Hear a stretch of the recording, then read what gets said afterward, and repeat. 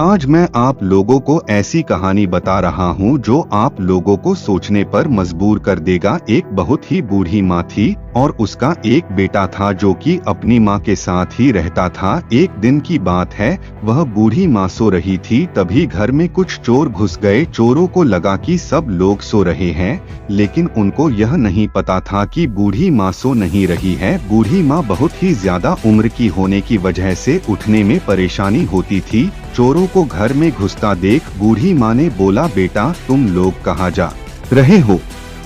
तुम लोगों को पता है कि तिजोरी की चाबी दूसरे वाले कमरे में है और तुम लोग यहाँ ढूंढ रहे हो। मुझको लगता है कि तुम लोग बहुत ही अच्छे घर के लग रहे हो और मेरी बात को जरूर ध्यान से सुनोगे। बूढ़ी माँ की बात सुनकर चोरों का मन पिघल गया और वो लोग उसके पास जाकर बैठ गए और बोलो, बूढ़ी माँ आप हमसे क्या कहना चाहती हो? बूढ़ी माँ ने कहा, आज मैं तुम लोगों को ऐसी कहानी बताऊंगी जिससे तुम लोग कुछ न कुछ जरूर सीख जाओगे। सब चोर बहुत ही मन लगाकर बूढ़ी माँ की बात को सुन रहे थे। बूढ़ी माँ ने बोला, बहुत समय पहले की बात है, मैं एक बार रेगिस्तान में फंस गई थी और जोर जोर से चिल्लाने लगी। चोरों ने पूछा, आप कैसे चिल्ला रही थी? तभी बूढ़ी माँ ने चिल्ला के बोला, अरे भगवान आज मुझको बचा लो। बूढ़ी माँ की यह बात सुनकर बगल के कमरे में सो रहे बूढ़ी माँ का बेटा जाग गया और देखा कि कुछ लोग उसकी माँ के पास बैठे थे और वह चिल्ला रही थी, भगवान। बूढ़ी माँ के बेटे का नाम था